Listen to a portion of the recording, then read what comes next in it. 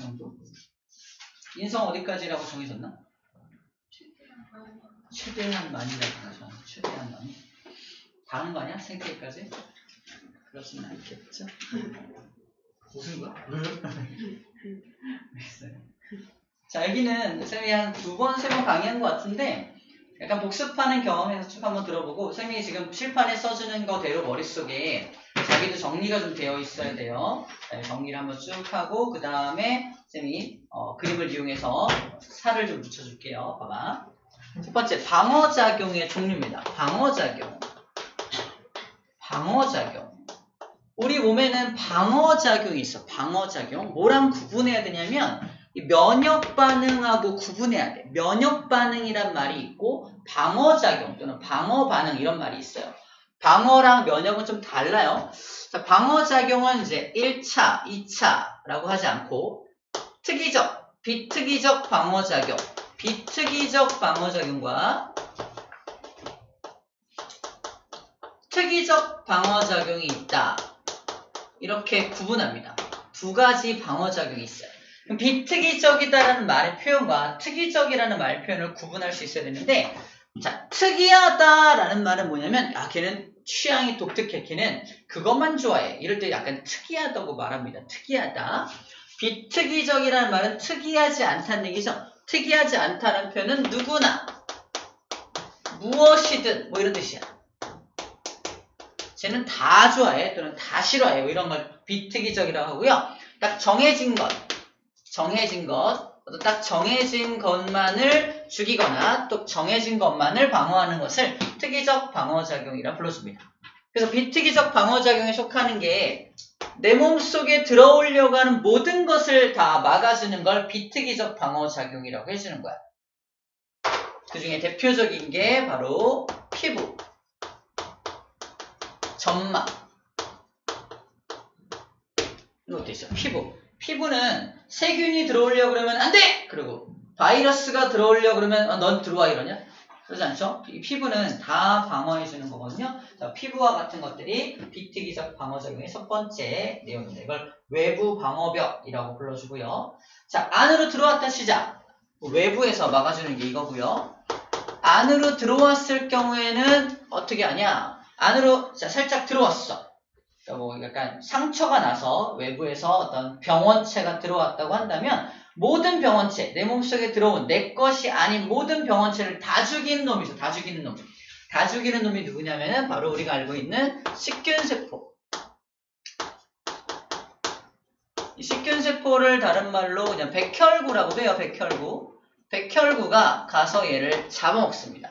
우리 몸속에 들어온 모든 것들을 잡아먹는 게 바로 저 식균세포, 백혈구를 말을 해요.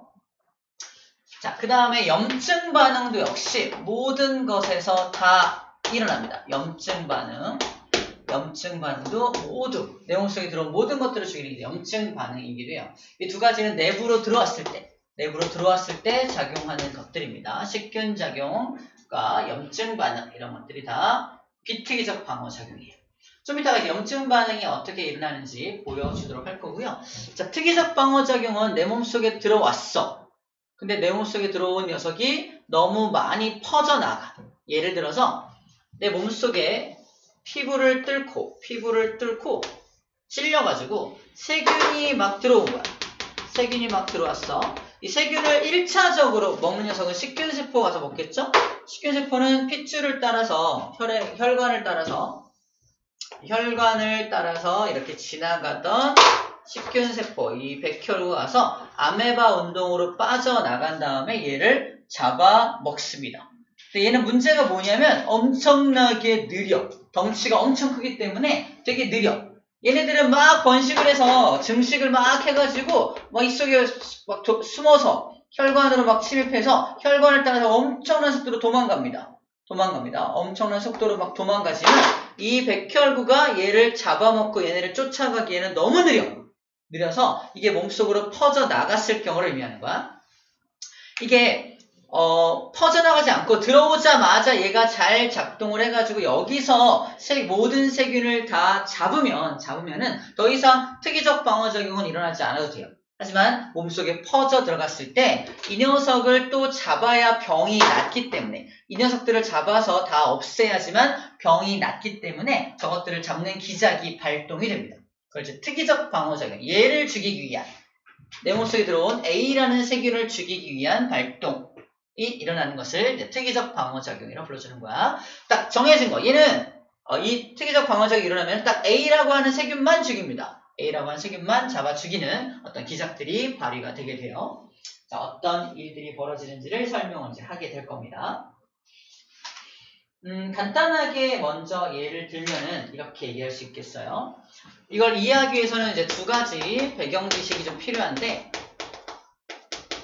배경 지식을 좀 설명할게요.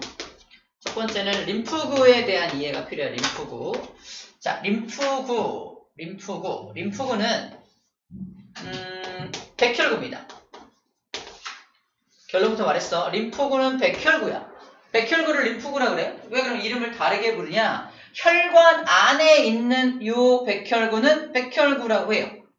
근데 우리 몸속에 림프관이라 그래서 이 병하고 싸우기 위해서 림프액이 지나가는 그런 혈관과 비슷한 림프액이 지나가는 구조가 있거든요. 이따 그림을 좀 보여줄 텐데, 혈관 체계가 있고, 혈액이 지나가는 체계가 있고, 림프액들이 잔뜩 쭉 뻗어있는 림프 체계가 있어요. 림프 체계. 이제 병을 이제 적절하게 치료하기 위한 체계가 있는데, 그 림프관이라 그래서 림프관이라는 곳 안에 이 녀석이 또 아메바 운동으로 이 안에 쏙 들어가 있으면 얘는 뭐라고 부른다? 얘는 림프구라 불러요.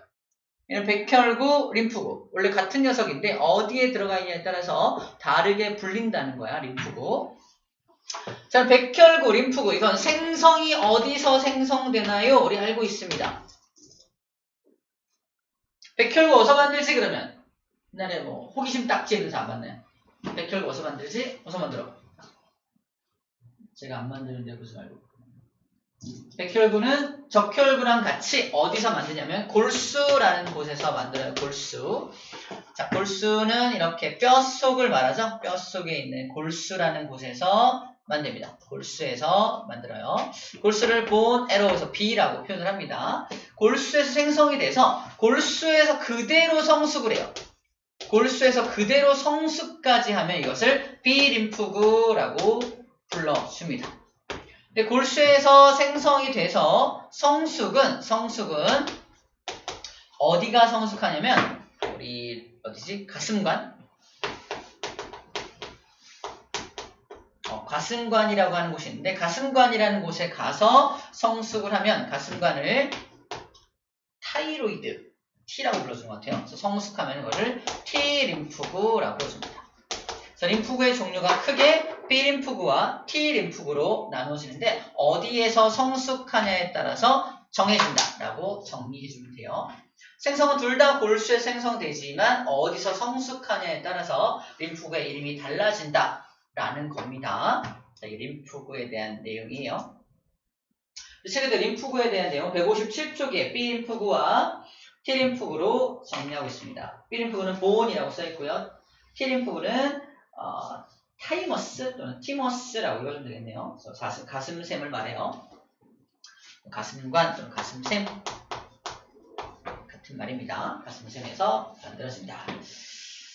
자, 그럼 이것들이 어떤 역할을 하는지 한 번에 쭉 보여주면은 이렇게 보일 수 있겠다. 저기에서 출발할게요. 내 몸속에 들어온 이 세균을 A라는 세균이 어떻게 생겼냐면 잠깐 확대해 볼게요. A라는 세균이 이렇게 생겼는데 이 녀석은 자기 표면에 몸의 표면에 이렇게 뿔 같은 걸 갖고 있어요. 이게 A라는 세균이라고 써봅시다. 이걸 누가 제일 먼저 가서 잡아먹냐면 백혈구가 가서 하나를 잡아먹어요. 잡아먹으면 백혈구 입장에서 자기는 너무 느리기 때문에 여기로 도망간 A라는 세균들을 모두 잡을 수 없으니까 자기가 잡아먹은 녀석이 이걸 갖고 있다는 걸 표지합니다. 얘 이걸 갖고 있어! 표지를 하면 이 표지한 정보를 누구한테 전달해 주냐면 자, 여기서부터 시작할게요. 백혈구가 표지한 정보를 누구한테 전달하냐면 보조 T 림프구라는 녀석에게 전달합니다. 얘도 T림프구인데 약간 보조 역할, 이 정보를 전달해주는 역할만 하는 거야. 지금 뭐 정리하는 중이냐면 바로 특이적 방어작용을 정리하는 중입니다. 특이적 방어작용. 어떻게 A라는 세균만 죽이느냐 이거야. 그럼 보조 T림프구가 저 정보를 가지고 두 군데에다가 날라줍니다. 바로 요 두 녀석 있죠? 바로 T림프구한테도 날라주고요. T림프구 내가 정보 갖고 왔어. 얘 이렇게 생겼대. 쟤 좀 잡아 죽여줘. 그럼 T림프구가 얘도 일종의 백혈구니까 얘가 이 정보를 받아가지고 그 녀석만 죽이는, 저 녀석만 얘가 돌아다니면서 이 A라는 세균만 잡아 죽이는 독성 T림프구로 분화가 돼서 독성을 가진 T림프구가 돼서 A라는 세균만 잡아 죽이는 녀석이 됩니다. 자, 요 1번 기작을 여기서 뭐라고 하는 거냐면 세포성 면역이라고 불러주는 거야. 자, 너는 세포성 면역이야. 세포성 면역.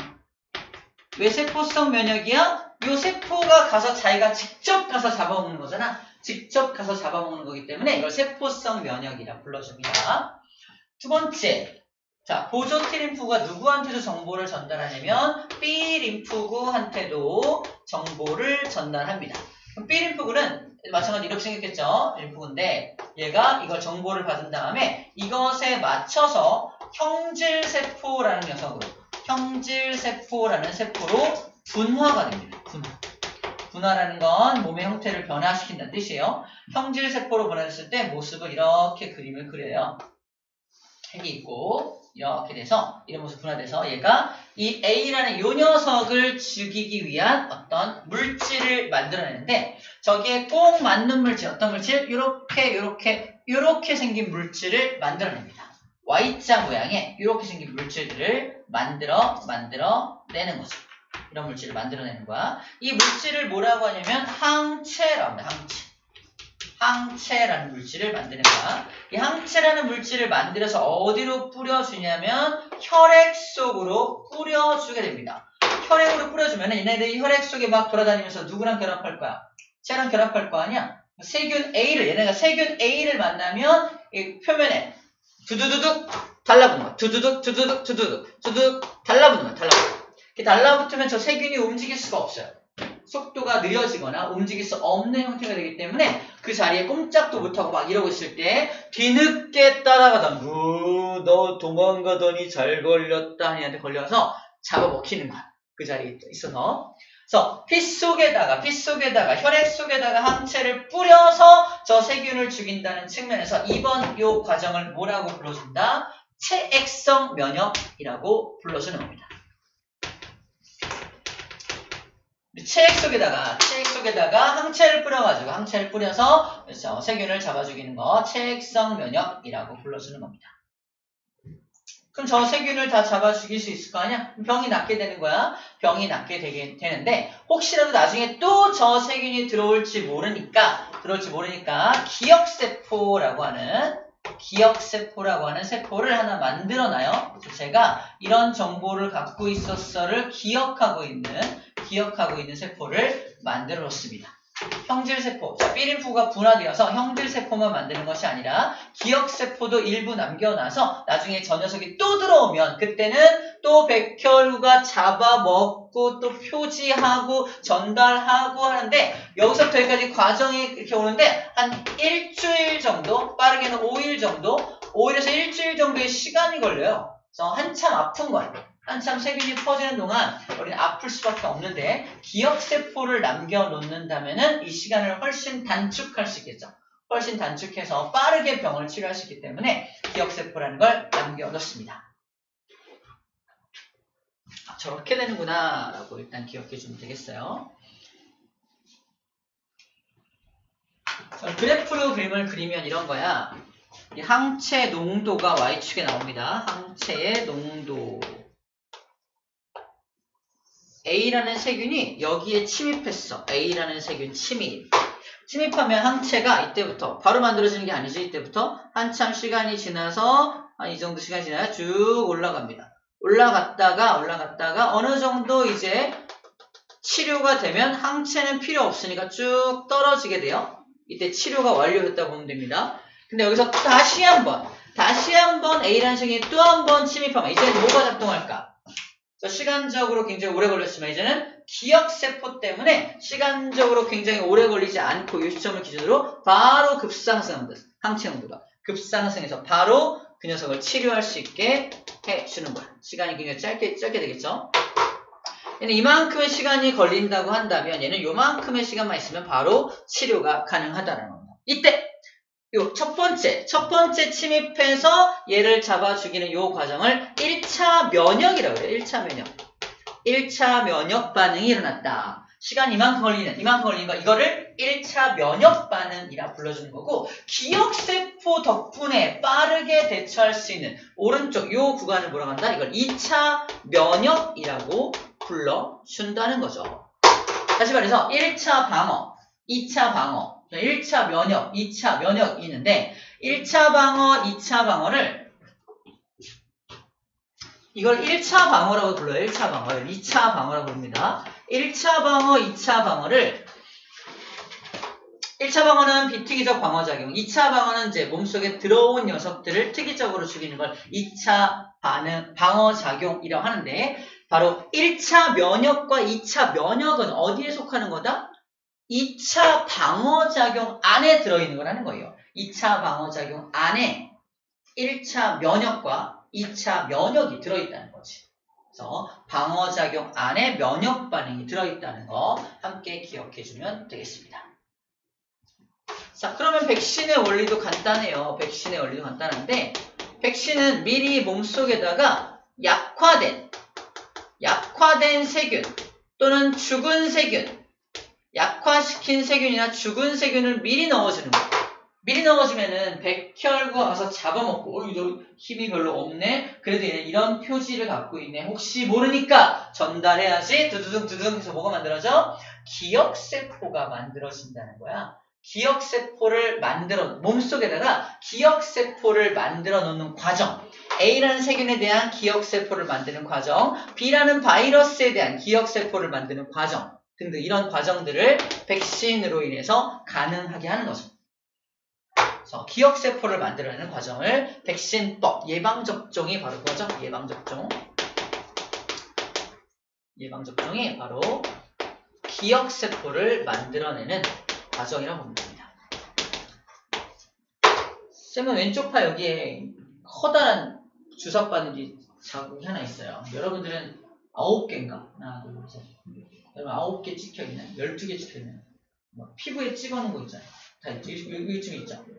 그게 이제 어렸을 때부터 미리 예방접종을 한꺼번에 해놓은 거예요. 해놔서 여러분들 몸속에는 그거에 대한 기억세포가 이미 쫙 들어있는 거예요. 그래서 홍역에도 안 걸리고 소아마비 이런 것도 안 걸리고 잘 살고 있는 거예요. 이건 국가에서 모든 사람들의, 우리 국민의 안전을 위해서 무료로 제공하고 있는 부분입니다. 자, 이게 이제 커다란, 우리 오늘 배울 내용의 커다란 어떤 흐름이라고 보면 되겠고요. 아까 잠깐 쉰다고 했는데 흐름은 다 얘기했기 때문에 지금 잠깐 쉴 거예요. 잠깐 쉬었다가 그림 보고서 이제 정리를 해주면 될 것 같습니다. 잠깐만 쉬었다 할게요.